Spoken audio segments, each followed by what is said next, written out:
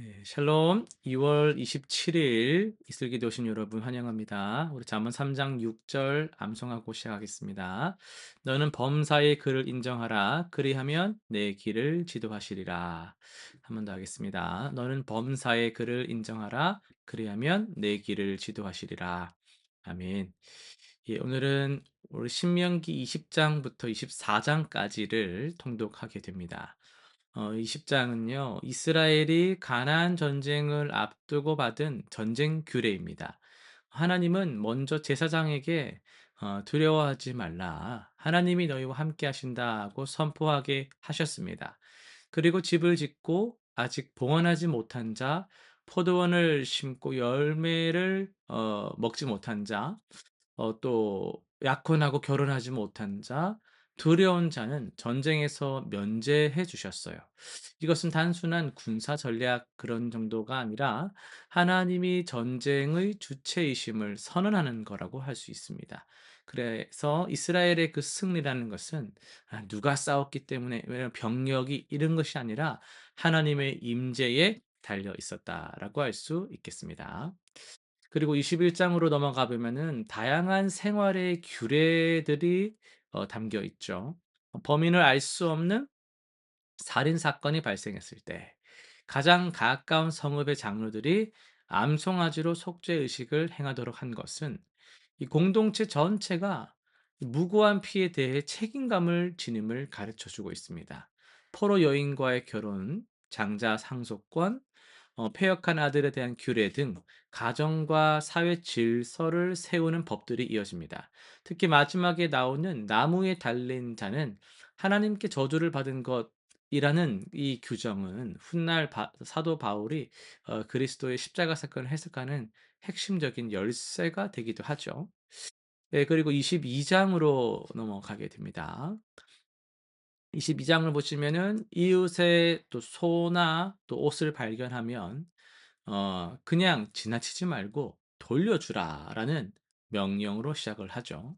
새 둥지에서 어미새는 놓아주고 새끼만 취하라고 하는 규례, 지붕에 난간을 만들라는 안전 규정 이런 것들은 어, 생명 존중의 정신을 담고 있다라고 볼 수 있습니다. 서로 다른 씨를 함께 뿌리거나 다른 재료를 혼합하는 것을 금지한 규례는 뭐겠습니까? 이 이스라엘의 거룩한 구별을 상징하죠. 그리고 후반부의 순결에 관한 규례들은 가정과 공동체의 신성함을 보호하기 위한 장치입니다. 23장입니다. 하나님의 총회에 들어올 수 없는 자들에 대한 규정이 나옵니다. 이 구절은 후에 느헤미야서와 또 이사야서에서 한 번 더 다시 다뤄지는데요. 이방인도 하나님의 백성이 될 수 있는 은혜의 방향으로 발전하는 것. 최근에 우리가 주일 오후 시간에 살펴본 바가 있습니다. 진영을 청결하게 유지하라는 명령은 하나님이 진영 가운데 행하신다라는 그런 신학적 이유를 근거로 합니다. 도망 온 종을 돌려보내지 말라는 규례, 이자를 받지 말라는 규례, 또 서원에 대한 규례 등이 담겨 있죠. 24장으로 갑시다. 좀 이제 읽으실 때 아마 좀 어 집중도 잘 안 될 수 있는 '뭐가 많다. 어렵다.' 이런 느낌이 들 수 있는데요. 24장 계속 한번 보겠습니다. 이혼 규례나 또 신혼부부를 보호하는 것, 맷돌을 전당 잡지 말라는 그런 규정 등 사회적 약자를 보호하는 법들이 집중적으로 등장을 합니다. 특히 품꾼의 임금을 당일에 주라.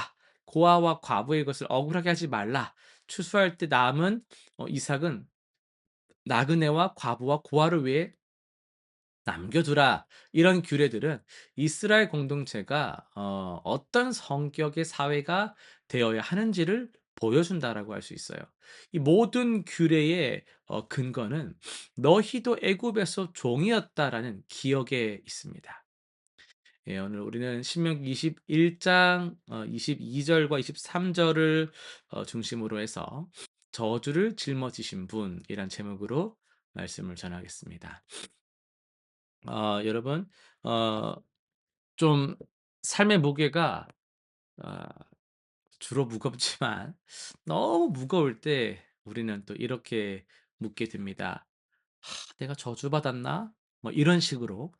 '아 내가 뭘 잘못했나? 왜 이렇게 힘들지?' 그런 생각을 이제 하게 되죠.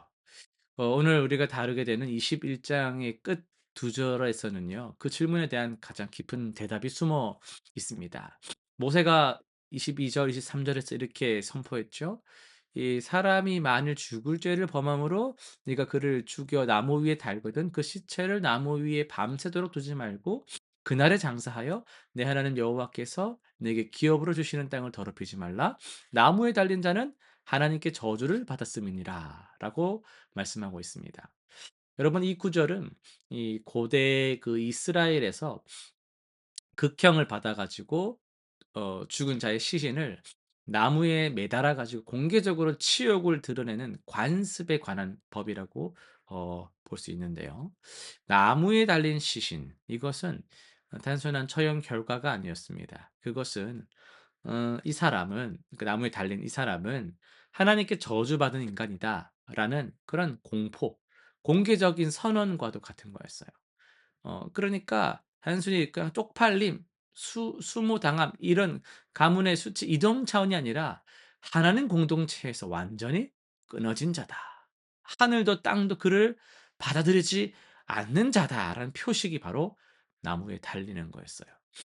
그것을 이제 히브리어로 이제 보면은 저주라는 단어가 이제 킬랄라트 이렇게 쓰여지는데요. 이 단어는 그냥 저주라는 뜻만 갖고 있는 게 아니고 하나님과의 그 연결이 관계가 완전히 끊어지고 단절된 상태. 그분의 복과 그분의 임재에서 철저히 배제되고 분리된 상태를 의미하고 있어요. 다시 말해서 아담이 에덴에서 쫓겨났던 그 순간이죠. 가인이 유리하는 자가 되던 그 순간과 같은 인간이 경험할 수 있는 가장 깊은 영적 구멍, 공허 이런 거라고 할 수 있겠습니다.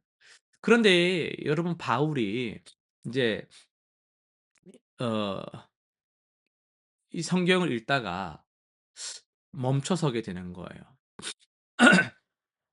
그는 이제 갈라디아서 3장 13 절에서 이렇게 이제 말을 하거든요. "그리스도께서 우리를 위하여 저주를 받은 바 되사 율법의 저주에서 우리를 속량하셨으니 기록된 바 나무에 달린 자마다 저주 아래에 있는 자라 하였습니다." 그러니까 바울이 신명기 21 장을 읽었을 거 아니에요. 잘 알겠죠.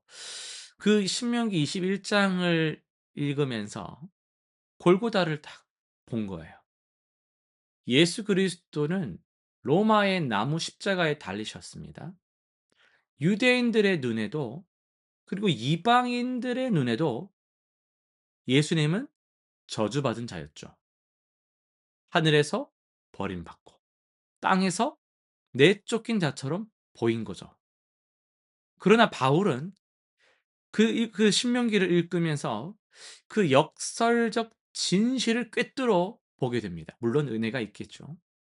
그분이 나무에 달리신 것은 그분이 저주를 받으신 것이 아니라 그분의 저주를 그가 받으신 것이 아니라 그분이 우리의 저주를 대신 받으신 것이었죠. 우리가 본래 저주 아래에 있었습니다. 율법 앞에 선 우리는 모두 죽을 죄를 범한 자들이었어요. 무슨 죄요? 하나님을 떠난 죄요. 하나님의 공동체에서 끊어져야 마땅한 자들이었습니다. 그런데 하나님의 아들이 그 자리로 걸어오셨어요.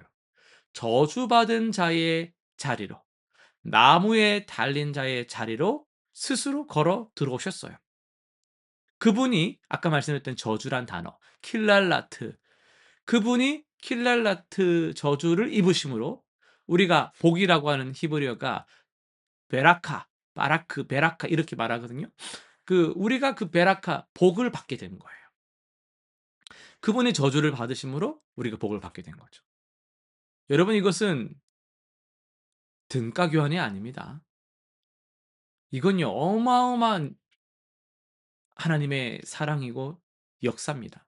이것은 하나님의 마음이 담긴 사랑의 언어예요. 이 모세가 신명기 21 장의 이 규례를 기록할 때 그는 알지 못했을 거예요. 수천 년 후 그 말씀이 골고다를 가리키는 예언이 되리라는 것을 어떻게 알았겠습니까? 그는 몰랐지만 하나님은 알고 계셨죠. 율법 안에 복음을 숨겨 두셨고 저주의 규례 안에 구원의 씨앗을 심어 두신 거예요. 여러분 오늘 우리가 기억해야 될 것은 이겁니다. 여러분이 느끼는 그 무서움과 죄책감과 그 단절감, 공허, 하나님이 나를 외면하시는 것 같은 느낌. 여러분 예수님은 그 모든 것을 나무 위에 달리심으로 온몸으로 담당하신 겁니다.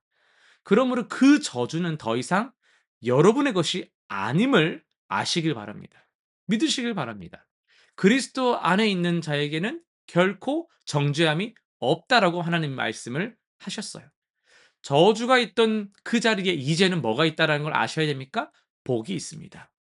단절이 있던 그 자리에 이제 하나님의 자녀됨이 있습니다. 오늘 실천상 세 가지 한번 정리해 보겠습니다. 첫 번째, 죄 고백의 시간을 가집시다. 이번 주 하루를 정해서 율법 앞에서 내가 저주 아래 있었음을 솔직하게 하나님 앞에 고백하면서요. 그리스도의 십자가가 나의 저주를 담당하셨음을 믿음으로 선언하시길 바랍니다. 두 번째는요. 나를 억누르는 정죄감을 내려놓읍시다. '나는 저주받은 사람 아닐까? 나는 좀 원래 그렇지 않을까?'라는 생각이 들 때마다 여러분 갈라디아서 3장 13 절과 로마서 8장 1 절을 꼭 찾아보세요. 소리 내서 읽어 보세요. 하나님의 선언을 내 마음에 새겨 보세요. 세 번째는요. 약자에게 복이 되는 삶을 삽시다. 신명기 24 장의 정신을 기억합시다.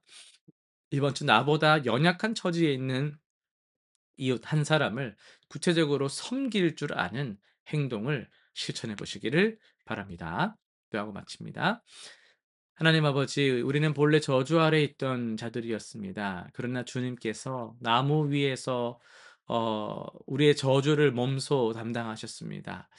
그 크신 사랑, 그 주님의 놀라운 은혜를 우리가 정말 가슴 깊이 받아들이게 하여 주옵소서.